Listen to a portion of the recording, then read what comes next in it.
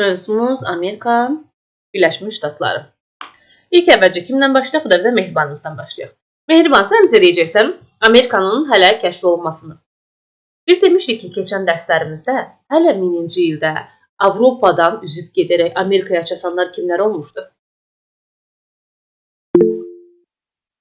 Buyur Ülfət. Vikinglər. Bəli, Vikinglər. Mehriban, sən də Viking dedin? Viking. Doğrudur, Vikinglər. Niyə kameram bağladı? Bəs yaxşı. 1492-ci ildə Amerikanı kəşf edən kim oldu? 1492'də. Bəli. 1492. Ay səni Mehriban xanım. Buyur Aysun. Xristofor Kolumb. Bəli, Xristofor Kolumb tərəfindən doğrudur. Amma bu torpaqları o hansı ərazi hesab edirdi Mehriban? O elə bir də Hindistan'da ama Amerika'ydı. O da Amerika Vespucci'nin adından Amerika adlandırılmıştı. Bəli, düzdür. Doğrudur. Bu oldu. Salam Afar. 16-cı əsrin əvvəlləri. 15-ci sonun 16-cı əsrin əvvəllərində artıq Amerikanın yeni torpaq olduğunu bildilər. Bəs yaxşı. İlk dəfə burada ilk İngilis koloniyası neçənci ildə yaradılmışdı? Daimi İngilis koloniyası. Burada elə bir şey 1607 idi yoxsa? Bəli, 1607-ci ildə. Amma Ülfət bizə deyəcək. Ülfət, hansı sülalənin dövründə və ya hansı hökmdarın dövründə buranın ilk dəfə İngilis koloniyalı, daha doğrusu ilk İngilis gəmiləri səyahət etməyə başladı və yaxud da ki, ərazilərin salam Səkinə gəlməyə başladı. James'in dövründə. James elə bir biraz tezdir. Yadına sal, Qızıl dövrünü İngiltərə kimin dövründə yaşamışdı? O Yekaterina, 2-ci Yekaterina. Bəli, Yekaterinanın dövründə. Hələ Yekaterina yox, Yazaveta. Hələ Yazavetanın dövründən deyirik ki, İngilis gəmiləri Amerikaya gəlir və burada müəyyən bitkilərlə tanış olub, bunları Avropaya gətirmişlər və s. kimi məlumatlarla tanış olmuşdur. 1607. Bir daha Ayşə bizə deyəcək. Ayşə, daimi İngilis koloniyası salam Səbirə neçənci ildə yaradıldı? 1607-ci ildə. Hansı sülalədir 1607? Tudorlar. Bir düşün, Tudorlar ola bilərmi 1607-ci ildə? Stuartlar olar. Bəli, olar. 1603-cü ildə hakimiyyətə gəlmiş Stuartlar. Kameralarınızı açırsınız uşaqlar. Bəs yaxşı. Ayşə, Stuartlar sülaləsini neçənci illərdə dövlət idarə etmişdir? 1603 və 1790. 1603-dən doğrudur. Amma 1600 neçənci ilə qədər? Deyalin? 49-a qədər birinci mərhələ, bəs ikinci mərhələ? Sonra 1660, yox, 60'da idi 53'də. 60-dan 88-ə qədər də ikinci mərhələ idi. Bu oldu bizə deməli Stuartlar sülaləsi. Bəs yaxşı. Ayşə, əsasən İngiltərədən kimlər köçüb gəlib bu ərazilərdə məskunlaşırdılar?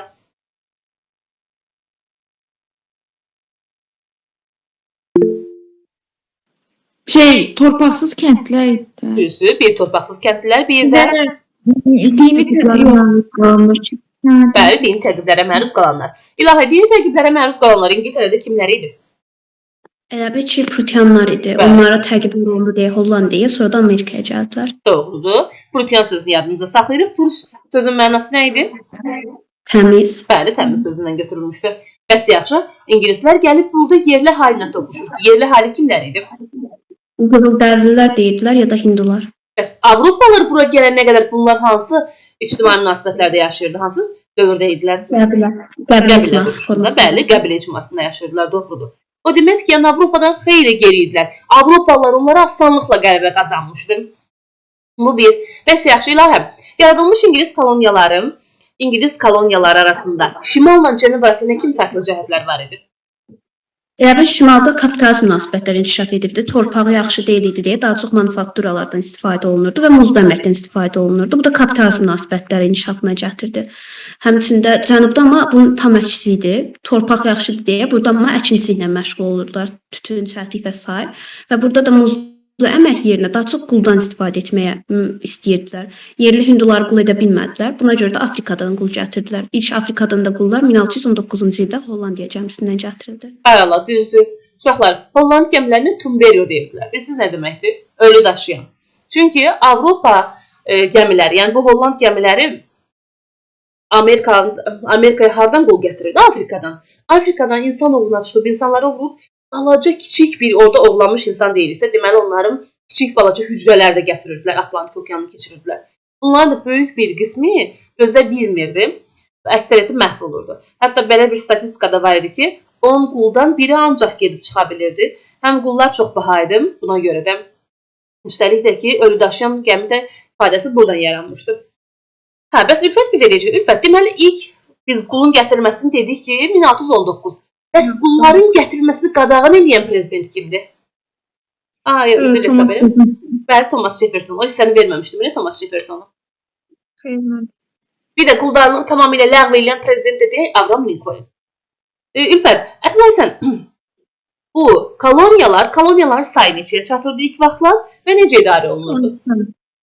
13 tane koloniya vardı. Orada gubernator təyin etmişlər. Elə bil Avropada İngiltərə kralı orada gubernator təyin etmişdi. Gubernator da orada qanunlar qoyur, onları idarə edirdi. Bir də ki, orada məclis qanunu məclisi var idi. Onları yalnız gubernator ləğv edə bilərdi. Deyir ki, bu hər hansısa bir məclisdə verilən qərarı, yəni koloniyalarda verilən qərarı gubernator ləğv etmə imkanı var idi. İndi sən bizə deyəcəksən 7-lik müharibə. 7-lik müharibə neçənci illəri əhatə etdi?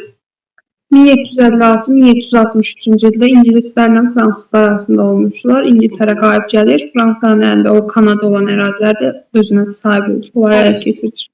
Yadda saxlayaq ki, Şimali Amerikadakı ingilislər və fransızlar arasında olmuşdu. 1756-63 deyirik. Görürsən 63-cü ildə Azərbaycan tarixində baş verən hadisə? 1763. Bu xanlıqların dövründə ola bilər nəsə. Düzdür. Xanlıqların dövründə. Buyur Aysun. Mən Şiraz qonağını yapmayayım. Bəli, deyə bilərik, düzdür. Şiraz qonaqlığı baş verir. Qaraçəmən döyüşü ola bilər. Qaraçəmən döyüşü ola bilməz, 61-dir. Əvəzində deyirik ki, Şəki Xan Sarayı, sonra Şiraz qonaqlığı. 1756-cı ildə də Hindistan Aud knyazlığının işğalı idi. O təsadüfən 1856 olmasın? Hə, 1856. 1856-cı ildə idi. Uşaqlar, yadınıza saxlayın ki, 7-lik müharibədə İngiltərə və Fransa arasında 18-ci əsrdə baş vermiş bir 2-ci yüzillik müharibə var, onun tərkib hissəsidir.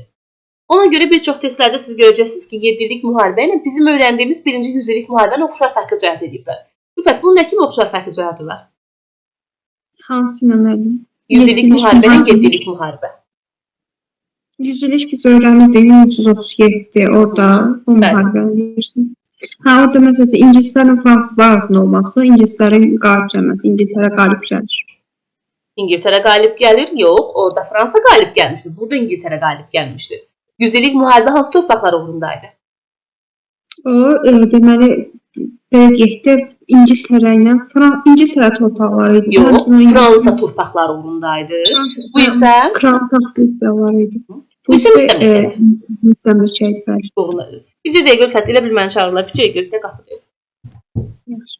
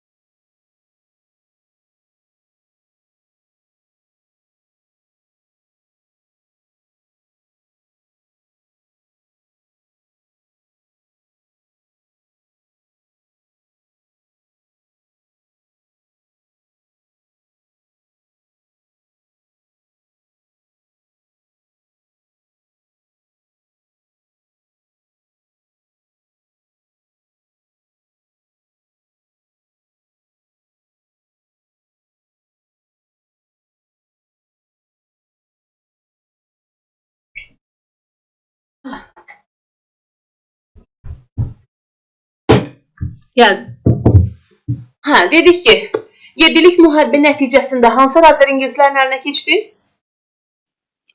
Fransanın əlindəki olan Kanada ərazisi. Və bir də Benqaliya. Benqaliya harada yerləşir? Benqaliya Hindistanın şimalında yerləşir. Ayşə bizə deyəcək, Ayşə, Gəl baxaq ki, Şimali Amerikada İngiltərə nə kimi qadağalar qoymuşdu kolonistlərə? Bəli, deməli bu kimi qadağalar qoymuşdu ki, onların qərbə köçməsini qadağan etmişdi. Həmçinin onlara demişdi ki, dəmir məmulatları hazırlaya bilmərsiniz. Sonra məsələn ipək parçaları toxuya bilməzsiniz. 1765-də möhür qanunu vermişdi. Bu qanuna əsasən koloniyalar məsələn sənədlərə, qəzetlərə, çap məlumatlarına da vurmalı idi möhür. Ondan sonra pul ödəməli idilər ona görə. Bir də ki 18-ci yüzillikdə də bir dənə qərar vermişdi ki, ancaq necə deyim, ölkə daxili ticarət məhdudlaşdırılmalı idi. İngilis gəmilər 18-ci əsrdə gətirilən məhsullar ancaq hansı gəmilərlə gətirilməli idi? İngilis bir də fransız gəmiləri. İngilis gəmiləri ilə gətirilməli idi. Fransız və Holland mallarına da yüksək gömrük rüsumu qoymuşdu. Üçün burada müəyyən çıxarılmalar var. Qərbə doğru köçmək, dəmir məmulatları, bir də parça istehsalı bunlar qadağan olunmuşdu. Belə bir yadınıza məlumat düşür ki, bax, hər hansıda bir məhsulun İngiltərə gətirdiyi məhsulları almaq istəməyən kolonistlər onlara qarşı hansı addım atır? Yox.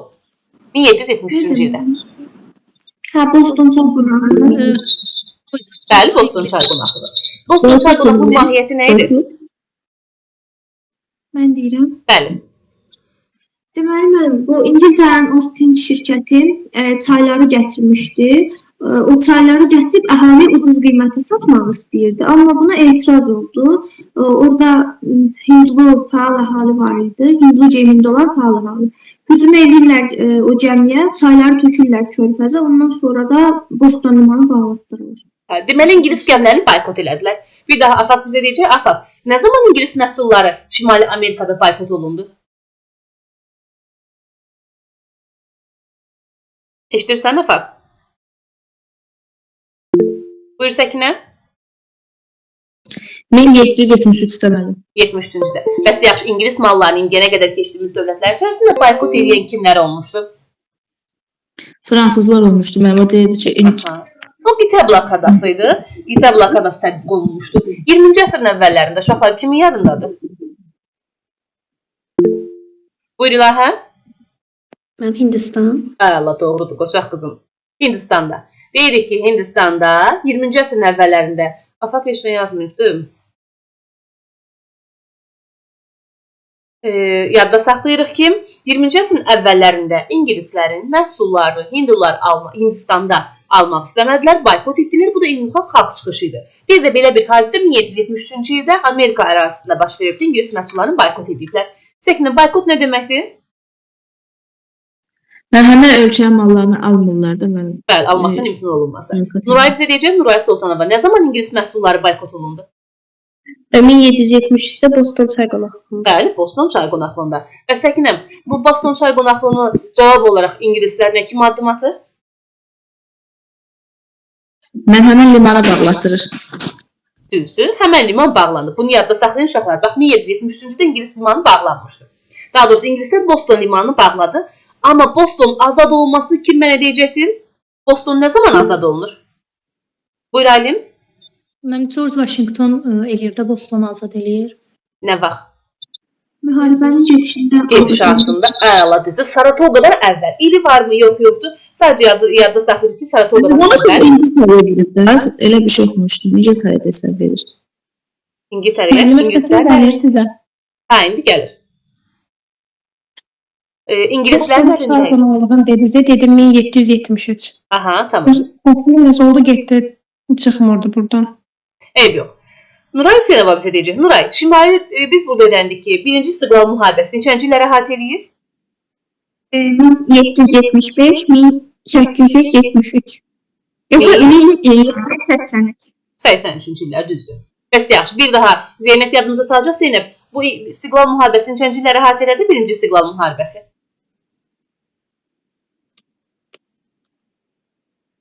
Hara getdin Zeynəb? 1775, 1783. 1775-83-cü illər oldu bizim 1-ci İstiqlaliyyət müharibəmiz. Bəs yaxşı, Nuray Hüseynova deyə bilərsənmi? İstiqlaliyyət müharibəsinin gedişatında bunlar harda bir toplaşıb da konqrens təşkil elədilər? Deməli, Filadelfiya deyəsən ərazinin adı. Bəli, Filadelfiya doğru. Filadelfiya. Azadlığın başçısı təyin olundu. Daha sonra bu müharibə onlara böyük təsir etdi. Amerika azad bir dövlət kimi yarandı. Yəni Amerikanın yaranması kimi götürüldü Nə bunun zaman? tarihi. Hansı sənədin qəbul olunması ilə? İyunun 4-də İstiqlaliyyət bəyannaməsinin imzalanması idi. Neçənci ildə qəbul olmuş İstiqlaliyyət bəyannaməsi? 1877. 1776. 1776. Düzdür. Səbinə, İstiqlaliyyət bəyannaməsi nə zaman qəbul olunubdu? 776 iyulun 4-ü. 4-ündə, düzdür. Bəs yaxşı, Nuray Hüseynova bu İstiqlaliyyət bəyannaməsinin müəllifi kim idi? George Washington. Doğrudur. Bizə kim deyəcəkdir? Səbinə deyəcək. Səbinə, gəl baxaq gör İstiqlaliyyət müharibəsini neçənci illərə əhatə elədi? 775-1783. Doğrudur. İstiqlaliyyət bəyannaməsi, İstiqlaliyyət müharibəsi dövründə bu zaman Amerika ordusuna kimlər başçılıq edirdi? Plantatorlar bir də burjuaziya. Yox, plantatorlar, burjuaziya var bu heç. Burjuaziya, bəs bunların başçısı kim idi? Ordu başçısı. Hə, George Washington. George Washington idi. İstiqlaliyyət bəyannaməsinin müəllifi kim oldu? George Washington. Yox, İstiqlaliyyət bəyannaməsinin müəllifi. Thomas. Deyil. Yox, göndərmədim. Olmaz. O gələndə dedi ki, gələndə. Niyə? Yəni Hə. Thomas'dır. Thomas Jefferson. Thomas Jefferson idi. Doğrudur. Bu belə. Sonra buradan deməli nələrimiz qaldı? Nuray Sultanova bizə deyəcəkdir. Nuray Sultanova. Bəs İstiqlaliyyət uşaqlar, əsas testlərdə çaşdırıcı məqam bilirsiniz nədir? 1775-ci ildə Amerika Birləşmiş Ştatları deyil, 76-cı İstiqlaliyyət bəyannaməsilə Amerika Birləşmiş Ştatları adlandırıldı. Bu vaxta qədər biz 76-ya qədər sadəcə Amerika deyəcəyik. 76 4 iyuldan sonra ABŞ deyə bilərik. Amerika Birləşmiş Ştatları deməliyik. Aydın oldu mu bizə? Məsələn, Amerika bilə ABŞ İstiqlaliyyət müharibəsinin 75-də başladı olsa testdə səhv variant kimi götürəcəksiniz. Çünki elə 75-də ABŞ adlanmırdı, sadəcə Amerika adlanırdı. O Birləşmiş Ştatlara çevrildi 76-cı 4 iyul İstiqlaliyyət bəyannaməsinə görə. Belə bir sual versəm, ABŞ-ın İstiqlaliyyət bəyannaməsindən 142 il sonra hansı ölkənin İstiqlaliyyət bəyannaməsi qəbul olunur? AXC. Düzdür. AXC tarixində keçmişdik sizlərlə. Bəs yaxşı Səbinə, İstiqlaliyyət bəyannaməsinə əsasən İstiqlaliyyət bəyannaməsi imzalanarkən ABŞ neçə koloniyadan ibarət idi? 13. Düzdür, 13 koloniya. Hakimiyyətin mənbəyi? Koloniyaydı da. Yox, hakimiyyətin mənbəyi hesab olunan kim olan idi? Xalq idi müəllimə. Bəli, xalq elan. Hə, müəlliməm, xalq elan edilmişdi. Düzdür. Bəs Səkinə bizə deyə bilərmi? Səkinə, müharibənin gedişatında, İstiqlaliyyət müharibəsinin gedişatında hansı döyüş ABŞ-nin nüfuzunu yüksəltdi? Beynəlxalq nüfuzunu yüksəltdi. Mənim İngiltərədən olan döyüşüydü də, mənim o qalib gəlir. Hansı döyüş? S ilə başlaydı, Sadova elə bir şeydir. Saratoga döyüşü. Saratoga döyüşü. Bir daha Mehriban bizə deyəcək, Saratoga döyüşü neçənci ildə baş verib Mehriban? 77-də yoxsa? Bəli, 77-ci ildə idi. Bəs Səkinə, Saratoga döyüşündən əvvəl bir baxaq görək, bunlar hansı limanı azad elədilər? Mənim Boston limanını azad etdilər. Ancaq Əslində ABŞ çəkinirdi ki, yəni qalib gələ bilməyəcəkdir İngiltərə, amma başqa dövlətlərin də, mən Fransa falan. indi gözlə bir onlar deyək. Bax, Bostonu azad elədi, 2 şəhər amma ingilislər ələ keçirdi. Bu hansı şəhərlər idi? Amma Boston azad edilsə, səhv eləmirəmsə Boston onlara verir ki, müharibə olmaz, amma onlar əlavə olaraq şəhər, yoxsa mən qarışdırdım oralara Onu biraz. qarışdırdım. New Yorkla Finlandiyaydı.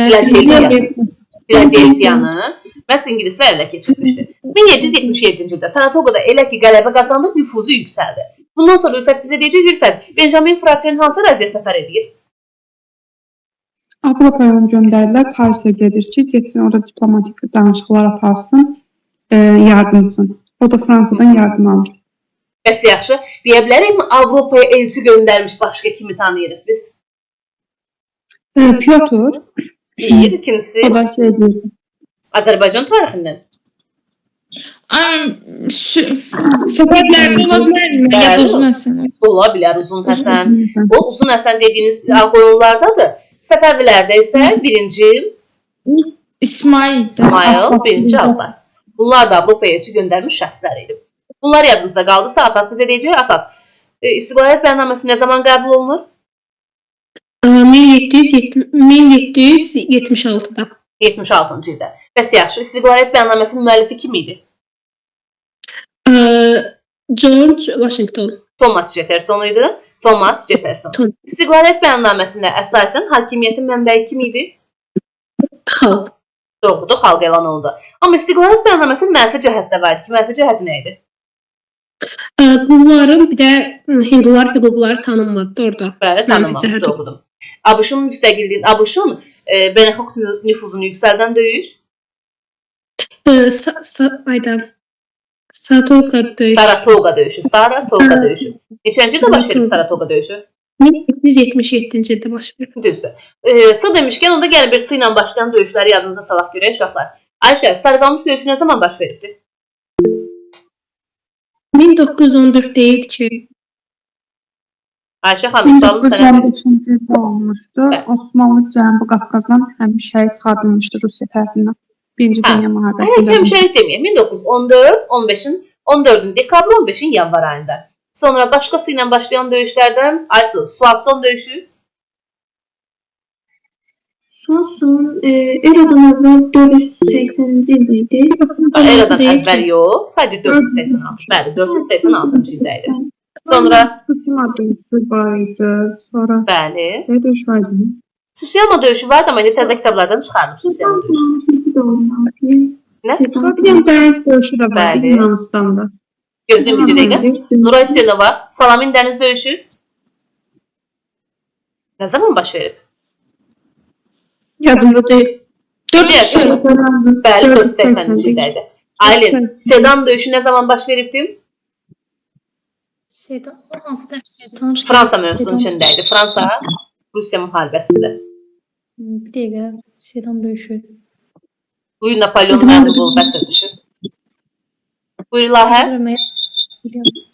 1870. Bəli, 1870-ci ildə. İlahə, bir dənə də biz öyrəndik sizlə Sadova döyüşü nə zaman baş veribdi?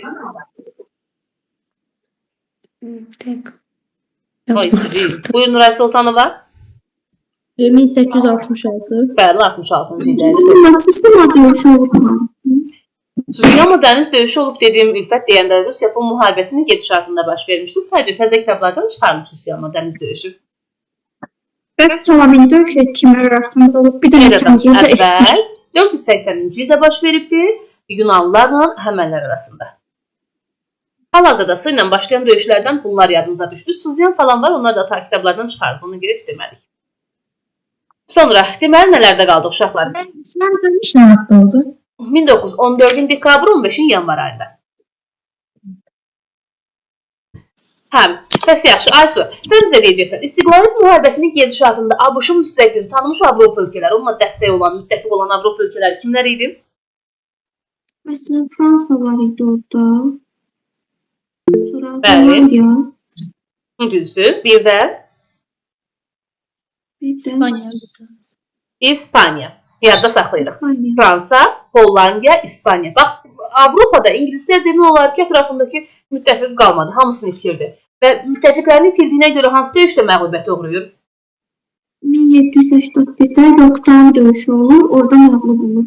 Artıq heç görür ki, müqavimət göstərmək də mənasızdır, necə eləyəcək. Bəli. Bəs yaxşı, bir daha Nuray Sultanova yadımıza salacaq. İstiqlaliyyət müharibəsinin gedişatında baş vermiş döyüşlər hansılardır? Deməli, sınan başlaydı biri. Saratoga. Bir də Yorktown döyüşü. Düzdür. Hansı? Gəl baxaq görək, hər iki döyüş kimin qələbəsindən başa çatmışdı? ABŞ-ın, yəni Amerika. Doğrudur. Nuray Hüseynova, ABŞ qalib gəlib də hansı ölkənin vasitəçiliyi ilə müqavilə imzalanır? Saratoga döyüşündən sonra Hansı ölkənin vasitəçiliyi ilə müqavilə imzalandı? Hollandiyanın Hollandiyanın, yox, Fransanın. Fransada imzalanırsa deməli Fransanın. Versal sarayında müqavilə imzalanır ki, müqavilənin şərtlərinə görə mənə 5 dəqiqə gözləyə bilərsiniz. Qıratım səs gəlir, ona görə tam rahatdan bilmirəm. Ay Nuray, keçən dəfə Aysu'ya deyirəm, evdə yaşayırsınız da qızım, səs gələ bilər, bu normaldır. Çöldə yaşamırsınız ki. Yəni ondan Qalır orada, ona görə qatışdırıram. narahat olmayın ondan. Kimizə deyəcək, afaq, de görüm müqavilənin şərtlərinə görə. İngiltərə ABŞ-ın elə bil ki müstəqilliyi tanıyırdı deyəsən elə bir şey var idi. Bəli, İngiltərə sonra- ABŞ müstəqilini tanıdı. Bu bir. Tanıdı. Daha sonra onun Buyur. onların kəşflərine razılıq verdi. Məsələ bir şeylər var. Elə tam bir şeylər yadıma var, amma gəlmir. dəqiq demək lazım. Buyur Mehriban. Değil mi? Buyur. Elə bir Kanada İngiltərədə qalır. Belə bir də o İngiltərə ABŞ-ın müstəqilliyini tanıyır. Hı -hı. Bir də hansı çay var deyilmiş. Aha, Mississippi çayından, ABŞ-a daxildir sərhəd olaraq da. bəli. Mississippi çayından Allegan dağına qədər ki ərazilər kimə verildi? Dağıdır. Necə?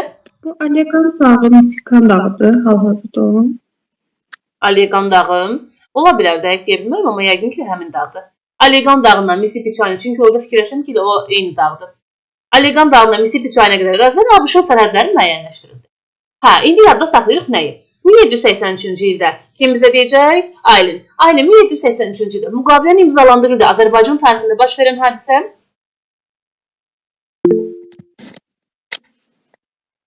Yine xalqlar dövründəndir deyəsən, hə? bəli, xanlıqlar. Bilmədim. İkinci İraklinin nəsə yürüyüşü var idi. İkinci rəqibdə deyil. Yox. Gəncədə hakimiyyətə son qoydu. Kimsə elə bil oradan deyir ki, mənə Rusiyada hansı ərazini işğal edibdi. Kırımı. Əla düzdür. Həmin ildə Gürcüstan da hansı müqavilələri imzalayaraq Rusların himayəsinə keçdi?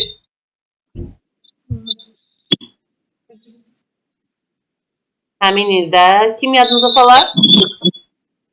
Gürgüs müqaviləsinin 1783 yenə xanlıqlar dövründə keçmişdik bunu. Uşaqlar, keçənləri Amerikadan qəbula sual düşmüşdü, özdə konstitusiya ilə bağlı idi. May qəbulunda düşündürücü, biraz çətin sual idi. Müqaviləsi 1802 deyil. 2-də var, o Azərbaycan xanları iləndir. 1783-də Ruslardan Gürcülər imzalayıb və Gürcülər Rusların himayəsinə keçibdi.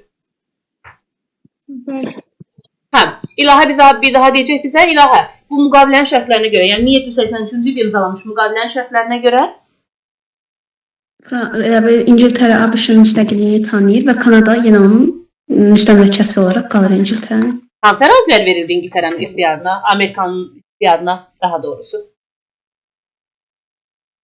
Mississippi, Allegan dağlarından Mississippi çayına qədər olan Bəs ərazi İngiltərənin müstəmləkəsi kimi qalan ərazi? Kanada idi. Doğrudur. Zeynəb, görəsən Amerikanın öz müstəqilliyini elan etməsi, istiqlaliyyətini elan etməsi dünya tarixinə nə kimi təsir göstərdi?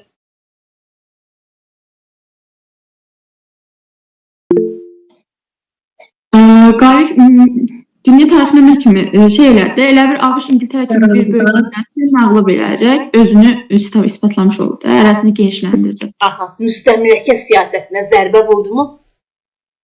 İlk dəfə bir demokratik monarxiya qalib gəldimi? Bax, əsas cəhətlər bunlardır. Gəl bir daha yadımıza salaq görək, istiqlaliyyət müharibəsi neçənci illəri əhatə edir? 1775-1783. Düzdür. İstiqlaliyyət müharibəsinin gedişatında hansı döyüş Amerikanın nüfuzunu yüksəltdi? Saratoga döyüşü. Bəs bu müharibənin gedişatında Avropaya səfər etmiş elçi gedən kim idi? Thomas Jefferson. Benjamin Franklin. Benjamin Franklin kim Avropaya səfər etmişdi. Biz də bunu Rusiyada hansı hökmdarla oxşar cəhət elədik? Rusiyada hansı? Bəli. Buyur Nuray. Piotrla Bəli, Piotrla oxşar cəhət elədik, düzdür. Bəs Zeynəb, sonda baş vermiş müharibənin tarixini həll edən döyüş hansı döyüş oldu? Yoxdan döyüşü. Müqavilə neçənci ildə imzalanır? Müqavilə 1777-ci ildə. Bu Saratoga döyüşüdür həmin ildə. Nə zaman birinci istiqlaliyyət müharibəsi başa çatdı? 1783. Bax Zeynəb, keçən dəfə də xoşuma gəlmədin. Ha, bu dəfə də nəsə donuq cavab verirsən. Mehriban bizə deyəcək. Mehriban, necə oldu ki, istiqlaliyyət müharibəsinin gedişatında Amerika qalib gəlməyi bacardı? Qalib gəlməyi bacardı. Hansı taktikadan istifadə elədi? Elə bir Həm də güclü ordusu var idi, həm də döyüşçüləri ilə bir motivasiyası var idi, belə bir şeylər. Aha. Vətən müharibəsi yanılmış toprak Hə, o yazmış taktikası var idi. Mehriban, cəza. Koydu. De görəsən bizə. Bax, partizan müharibəsi yandırmış torpaq taktikasını Ruslar nə zaman hansı döyüşdə istifadə ediblər? Kimə qarşı? Bəli, Ruslar. Kimə qarşı? Buyur Səkinəm. Müəllim, birinci Pyotra qarşı eləyirlər, müəllim Moskvanı yandırırlar. Yandırıcı taktikası istifadə edirlər. Napoleona qarşı deyil. Napoleona qarşı. Təmasibdə istifadə ediblər birinci. Bəli, Təhmasibdə istifadə edib. Biz orada partizan olmasa da, amma Təhmasibdə Abbaslı bunlar da yandırılmış torpaqdan istifadə ediblər. Uşaqlar, indi mən sizə evə test verəndə heç kəs deməsin ki, müəllim, niyə çox bu boyda test verdiniz? Çünki baxıram cəza. Heç kəs yerdən suallara cavab vermir. Evə 150 sənə istəyəcək. Sualları cavablayıram. Niyə elə deyirsiniz? Mən 150 verməyəcəm, nə olar? 150 niyə verməyəm? Verirəm. Çünki bayaqdan bəri fikir verirəm, heç kəs yerdən sualların heç birini cavablandırmır. Cəza olaraq. Demişdim ki, bir nəfər belə cavablamasa yenə cəza bütün qrupa tətbiq olunacaq. Olanda məcbur hamı içində bir məsuliyyət hiss eləyəcək. Sən cavablandırsan, amma kamera baxmır. Ay müəllimə 4 səhv bir düz apardı da tadı ilə. Hayır canım benim, elə bir şey yoxdur. Evə 150 dənə test işləyəcəksiniz. Hansı mövzuda mənim o vermişdiniz 50-dən onardı. Onun ardını, bəli. Orada mən onu keçməmişəm. Yox, onun ardını yox, əlavə test verəcəm. Siz fəaliyyət mətnindən verəcəm. Siz heç narahat olmayın. Arşın elə şeydən, analiz sahibdən də işləyə bilərim. Analiz sahibdən verəcəm, sonra digər başqa bir test var, oradan verəcəm. Əsas odur ki, test işləyin. Bir dəfə sizə cəza tətbiq edeyim ki, ondan sonra ağlınız başınızda olsun və həmişə yerdən bütün sualları cavablandırmış olun. Bir daha Səbinə bizə deyəcək, Səbinə, müqavilə neçənci ildə imzalandı? İstəyəcək ki, cavab verin yerdən. Nədir Nuray? Deyirəm, yadımızdan çıxıb da ola bilsin, siz xatırladardınız bizə ki, cavab verin. Qəsdən xatırlatmadım. Dedim, qoy da mən bunlara bu testi verim bir dəfə, ağıllar başlarına gəlsin. Səbinə, müqavilə neçənci ildə imzalandı? Birinci İstiqlaliyyət müharibəsinin sonunda. Versal müqaviləsi. 1710 deyirsin, 1783-də. 83-cüdə. Amerika tarixində ilk konstitusiya nə zaman qəbul olunub? 1787-də. Bəs Osmanlı ilk konstitusiya neçənci ildə qəbul olunubdu? 1974. 876. Bəli. Bəs Səkinə, 1889-cu ildə hansı ölkənin konstitusiyası qəbul olundu? Yaponiyanın müəllim. Doğrudur. Afaq bizə deyəcək ki, Afaq, bir də harda konstitusiya keçdik sizlə? Hə, keçmişdik. 1871-ci ildə 3 dəfə konstitusiya, 49, 67, 1871. Bu 3 konstitusiya hansı dövlətə aiddir? Bax, illərini mən dedim. Yoxsa sana deyərdim ki, ay, Afaq xanım, buyurun qızlar, hansı ölkədəydi? Almanya.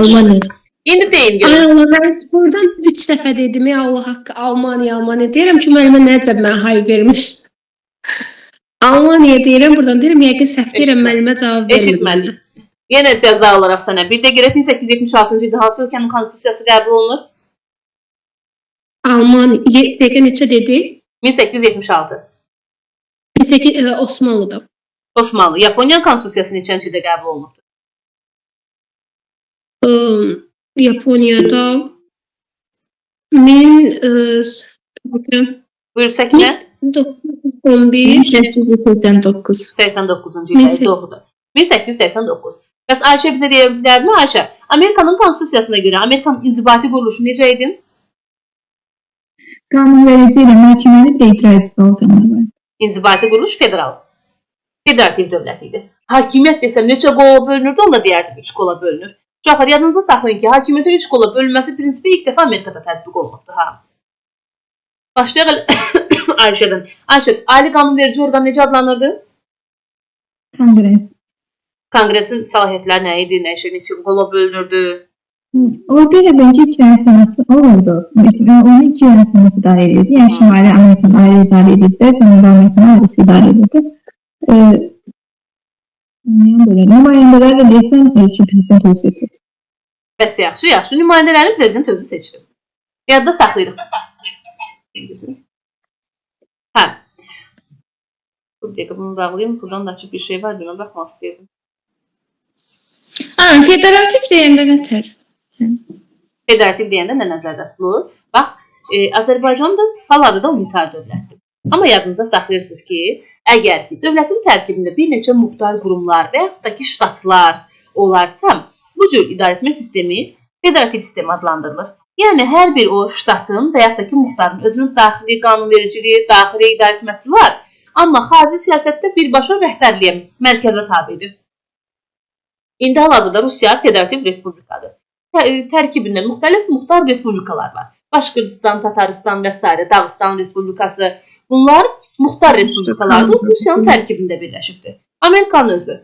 Hal-hazırda 50 ştatdan ibarətdir. Məsələn, Filadelfiya, sonra orada hansı ştatlar var? Texas ştatı, Kaliforniya ştatı. Bax, bu ştatların hər birinin özünün daxili idarəetməsi var, daxili müstəqilliyi var. Amma xarici siyasətdə hamısı bir prezidentə. Hal-hazırda Donald Trumpa tabidir. Bu cür idarəetmə sistemi federativ sistem adlandırılır.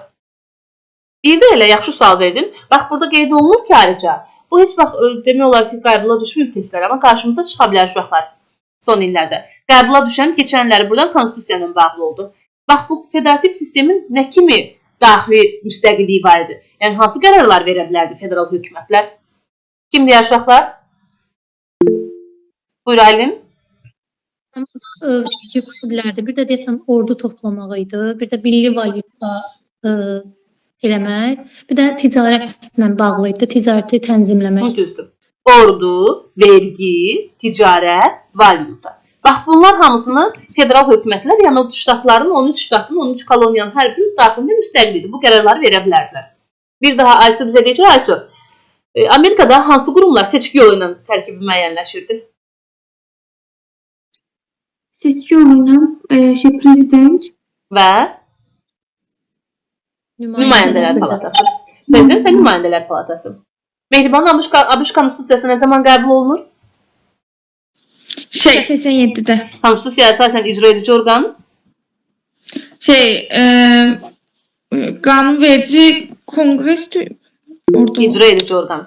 Buyur Nuray. Ali Prezident, qanunverici orqan prezidentdir. Bəs Səkinə, deməli icra edici orqan oldu, daha doğrusu prezident. Qanunverici orqan hansıydı Səkinə? Konqres idi məlum. 2 palatadan ibarət idi. Senat, bir də nümayəndələr palatası. Senatın özünə də məlum hər bir ştatdan 2 nəfər seçilirdi. Senator kimi göndərilirdi. Nümayəndələr palatası da xalq tərəfindən seçilirdi. Doğrudur. Yadımızda qaldı mı? Zeynəb, bir daha yadımıza sal. Qanunverici orqan necə adlandırılır?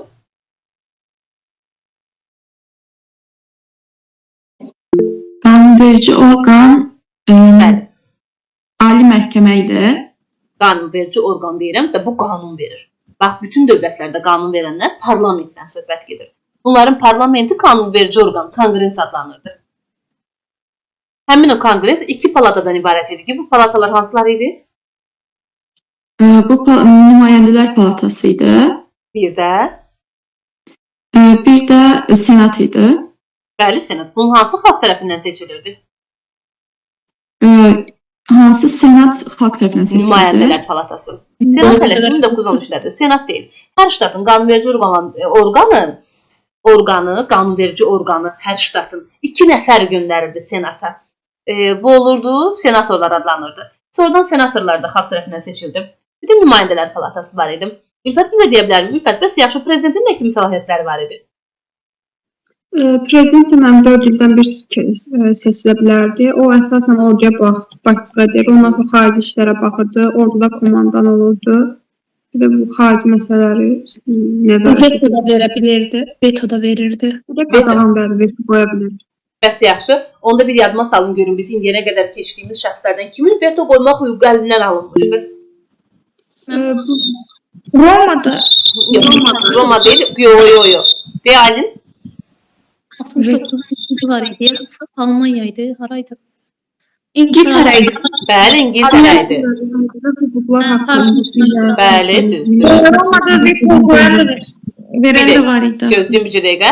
İngiltərədə hüquqlar haqqında bilə əsasən kral veto qoymaq hüquqlarını almışdı. Hə Mehriban, indi də görəsən bizə. Qara sumkanın içində olmalı. Hə. Gül qara sumkalar da hardadır? Sonra bax. Yadda saxlayaq ki, uşaqlar, bu dövrdə deməli nə etmiş yadımdan da çıxdı. Hə, bir də Romada xalq tribunu plebeylərə aid qərara veto qoya bilərdi. Belə bir məlumat öyrənmişdik. Hə, keçək məhkəməyə. Qoy bir daha Afaq bizə prezidentin səlahiyyətlərini desin. Dördündən bir Afaq ailəsi seçilirdi. Veto qoymaq hüququ var idi. Baş komandan olurdu. Xarici işlərə baxırdı. Daha sonra bir də qanunlar icra edirdi. Bəli, düzdür. Qanunlar icra edirdi. Doğrudur. Bu oldu deməli bizim prezidentimiz. Məhkəməni də bizə Aylin deyəcək. Məhkəmədən nə kimi səlahiyyətlər var idi Aylin? Yoxlayır ki, qanunlar konstitusiyaya uyğundur ya yox. Bir də ki, orada ali qanun kimi tətbiq eləyirdi. Prezident tərəfindən ömürlük seçilirdi. Sən də gen hə bəs. Keçənlər uşaqlar məhkəmədən bir sual düşmüşdü. Daha doğrusu hər üçün aid olan xüsusiyyətləri seçmək düşmüşdü. Ona görə diqqətlə hər birini yadda saxlamaq lazımdır. Nuray Sultanova bir daha təkrar elə bizə məhkəmənin nə kimi səlahiyyətləri var idi? Prezident tərəfindən ömürlük seçilirdi. Amma diqqətli olursan, ha, hakimləri senatın təsdiqi ilə prezident ömürlük təyin edirdi. Sonra Sonra konstitusiyanı qəbul edirdi dövlətin ali orqanı kimi. Qanunlar yoxlayırdı. Həm dövlətin ali qanunu kimi tətbiq edirdi və s. Konstitusiyaya nəzarətçi idi, nəzarət edirdi konstitusiyaya. Nuray Hüseynova, ABŞ-ın ilk prezidenti kim oldu?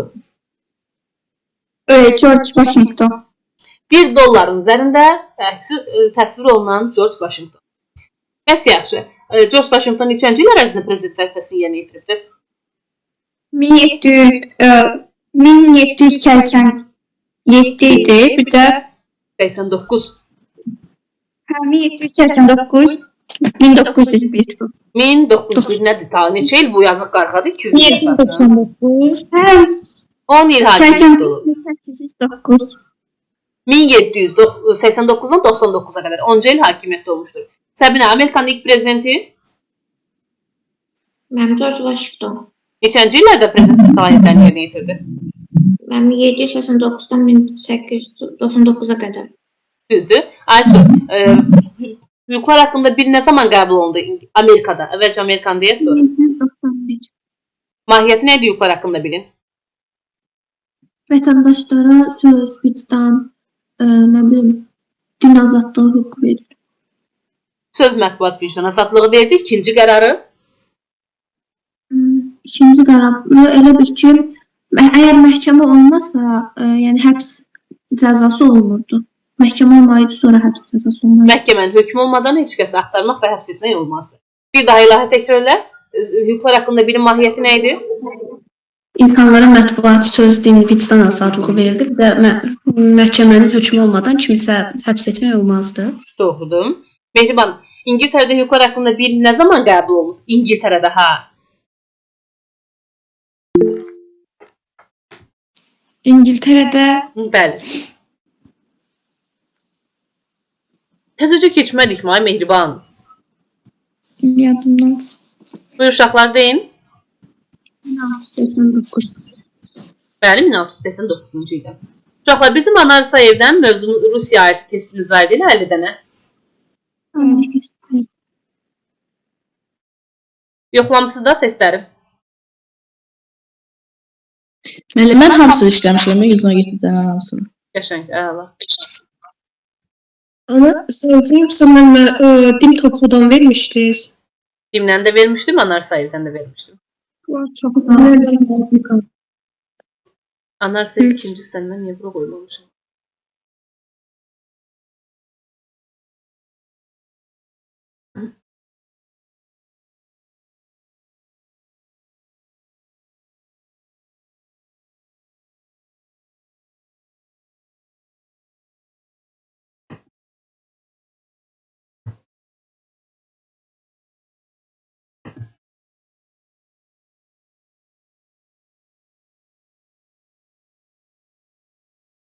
Əvvəlcə gəlin buna baxaq, sonra Dimitres toplusuna baxaq.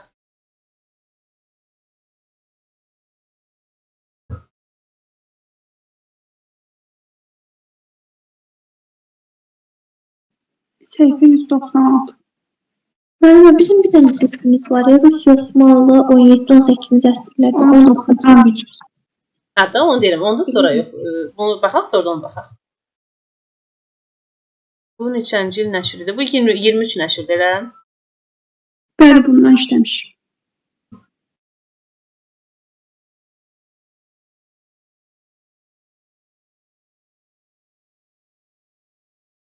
%96. Hə, uşaqlar, buyurun. Rusiya mövzusu Anar Sayevdən 1-dən 10-a qədər səhviniz. 8-i bir dənə baxaq. 7 mən. Baxaq.